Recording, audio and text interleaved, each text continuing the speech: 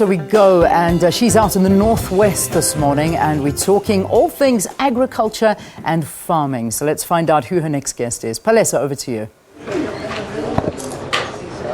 All right, thank you very much, Liana. Our next guest is the MEC for Rural Environment and Agricultural Development. They call it READ in Bokone Bophirima, MEC Manketsi Tlhape. Like Lian said, we're still focusing on agriculture this morning because today it's the first day of the Agricultural Growth and Development Show that was launched for the first time last year, this year being in its second year, of course. So we are in a stall, but I believe just before we say goodbye here on Morning Live, I'll be able to walk around and show the products from the the different agricultural products that are here, and then we'll get to talk to some of the owners. But let me just have a chat with the MEC. I know earlier on we were told that she's in a meeting, she won't be able to make it, but luckily she made it. MEC, dumela hlarawa mohela Morning Live.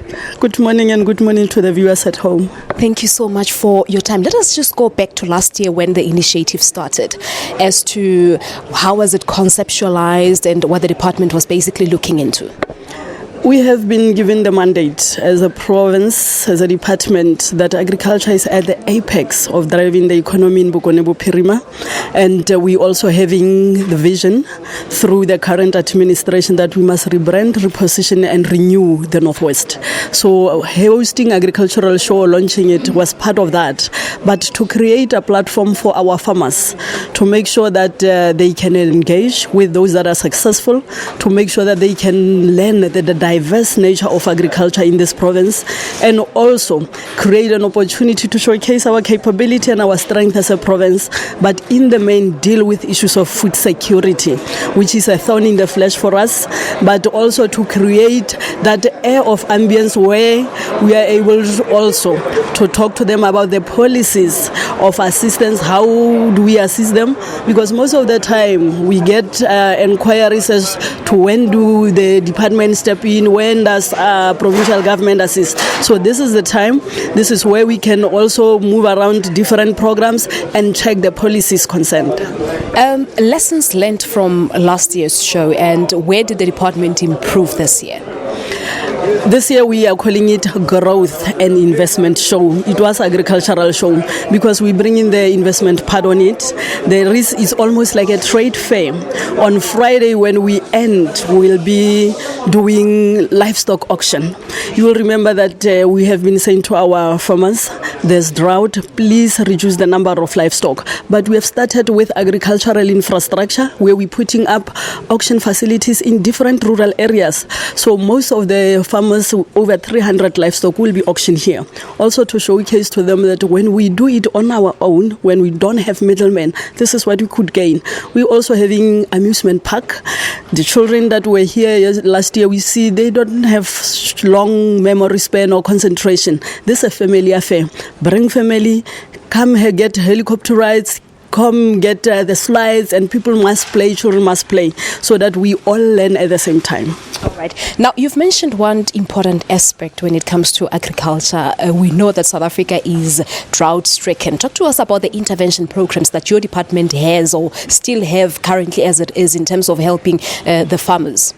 We started last year with the drought dialogue while it was not yet even declared, and subsequently after declaration we reprioritized our program according to the directive from the Minister of DAF, took whatever was left from the projects of CASP and made sure that we support further to our livestock farmers.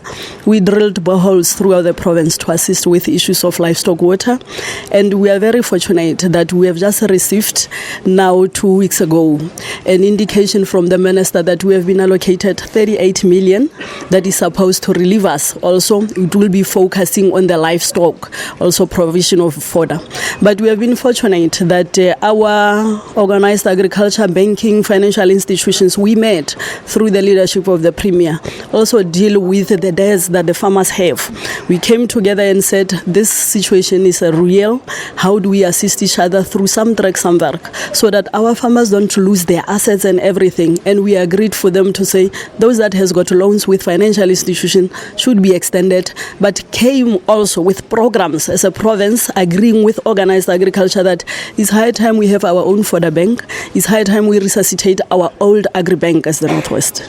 All right. Now, the 38 million, how is it going to assist in terms of offloading the burden that the farmers are facing in the province? We have database of the livestock farmers of this province, and according to the strength of each farmer or the number of the livestock that they have, we have planned. We have also identified the local delivery points where they will be accessing this aid or assistance, but it is something that we are working together with the national department on it. So it will be something that we'll be communicating soon. Those plans has been submitted to the national government, and soon we should be able to dish out whatever assistance is there. All right, still talking money, MEC. We know that earlier on Sunday, the Deputy President of South Africa, Cyril Ramaphosa, announced the proposed national minimum wage, and he also announced that there will be some exceptions when it comes to farm workers. What is your take on that as the Department of Agriculture in Bokone Bophirima? As a department, we have been in doubt, like I indicated, with issues of driving the economy. This is the sector that has got seasonal jobs. This is the sector that is looking at creating 1 million jobs by 2019. And our focus is non-exploitation of our workers. Our aim, we know that we are a rural province. It differs with areas. But our focus is to make sure that we comply, our farmers comply, and we don't shed jobs. Instead, we create those jobs so that our people are able to benefit. But when a minimum wage standard is set, everybody has to comply. All right, so you think there will still be compliance, because we do know that such are set, but at the end of the day, farmers do not comply, and that's where job losses come into the picture. We do have some trucks and work. Organized agriculture farmers of this province are very cooperative, and hence we are always together when we come to deal with such issues. And as custodian of agriculture in the province, it will be a sad day that we could just leave it to them. We have to make sure that we enforce also what has been put as a minimum standard wage. But like I'm saying, it differs with areas also that should be put into consideration. But all the programs that we are also doing is also to alleviate the pressure on the farmers so that they're able to sustain these jobs, because if we don't assist them, it means they need to shed those jobs. All right, thanks darling,